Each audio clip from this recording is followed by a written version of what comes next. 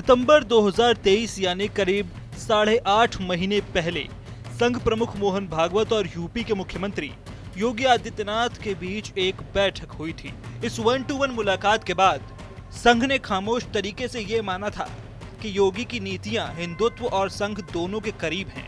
भागवत की संतुष्टि के भाव ये इशारा कर रहे थे कि योगी पर अब संघ मनचाहा भरोसा करने की दिशा में आगे बढ़ रहा है।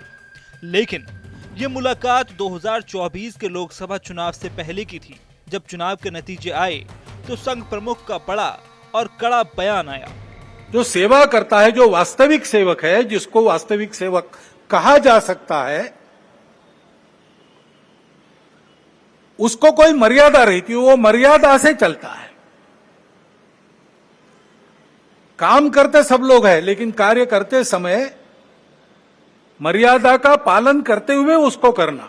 वो कार्य करते समय दूसरों को धक्का नहीं लगना चाहिए, ये मर्यादा भी उसमें निहित है। तो ऐसी मर्यादा रख के हम लोग काम करते हैं। काम करने वाला उस मर्यादा का ध्यान रखता है। वो मर्यादा ही अपना धर्म है, वो मर्यादा ही अपनी संस्कृति है। उस मर्यादा का पालन करके जो चलता है वो कर्म करता है, लेकिन कर्मों में लिप्त नहीं होता। उसमें अहंकार नहीं आता कि मैंने किया, और वही सेवक कहलाने का अधिकारी रहता है। यूपी में पिछली बार के मुकाबले 29 लोकसभा सीटें गंवा देने के बाद बड़ी हार की समीक्षा शुरू हुई। तब तक भागवत से 2 कदम आगे बढ़कर संघ के वरिष्ठ नेता इंद्रेश कुमार ने तेवर दिखा दिए। बोले, यूपी में बीजेपी की बड़ी हार अहंकार का नतीजा है। 2024 में भी राम राज्य का विधान देखिए, लोकतंत्र के परम में कैसा है। जिन्होंने राम की भक्ति की पर धीरे धीरे अहंकार आ गया, उस पार्टी को सबसे बड़ी पार्टी घोषित कर दिया।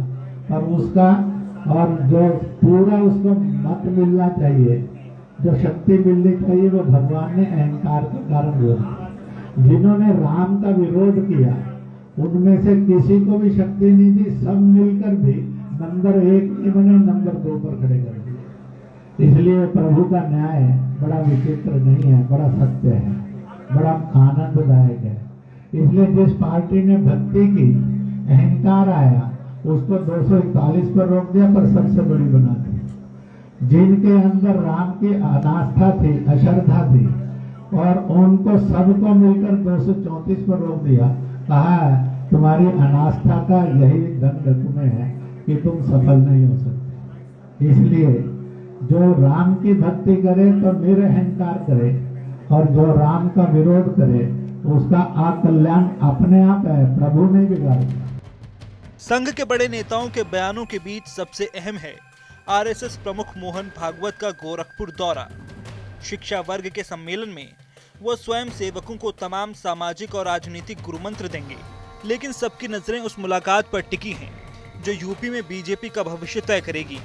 8.5 महीने के बाद जब सीएम योगी और संघ प्रमुख मोहन भागवत मिलेंगे तो इस बार चर्चा का विषय और दायरा दोनों बड़े और गहरे होंगे, क्योंकि हर तरफ से बीजेपी की हार पर मंथन और बयान सामने आ रहे हैं। राजनीतिक बयानबाजी चलती रहती है जी। राम सबके हैं, राष्ट्र सबका है, और हम आपस में भी सबके हैं। किसी भी प्रकार की जाति के नाम पर, संप्रदाय के नाम पर, विचारधाराओं के नाम पर देश में भेदभाव की नींव डालना, ये राष्ट्रीय एकता, अखंडता, संप्रदाय के लिए ठीक नहीं है। मेरी सीट पर जो हुआ है वो अपने भारतीय जनता पार्टी के पूर्व सांसद, पूर्व विधायकों ने जम करके खुल करके विरोध किया, मंचों पर नहीं आए। और वो माफिया टाइप के लोग जो बालू का धंधा करने चित्रकूट गए थे, वहाँ के रहने वाले नहीं थे।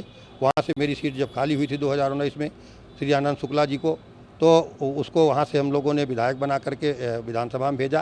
लेकिन जब उसको 22 में टिकट नहीं मिला तो वो नाराज़ होकर के ऐसे लोगों ने अपनी जातिगत दुहाई दे करके लोगों को इकट्ठा किया, और इस चुनाव में नुकसान पहुँचाने के लिए उन्होंने पूरा प्रयास किया।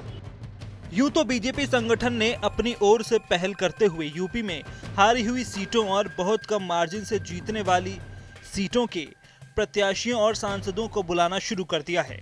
लेकिन बात सिर्फ यहीं तक सीमित नहीं रहेगी। लोकसभा चुनाव की हार ने यूपी में बीजेपी को जहां छोड़ा है, वहां से 2027 में विजय रथ दोहराने की चुनौती बहुत बड़ी और कड़ी नजर आ रही है। ऐसे में मुख्यमंत्री योगी आदित्यनाथ के गृह नगर में संघ का सम्मेलन, उसमें भागवत का आना और 1-to-1 मीटिंग के लिए योगी को बुलाना, ये सब इसी बात का इशारा है कि अब यूपी की सियासत में कुछ बड़े बदलाव तय हैं।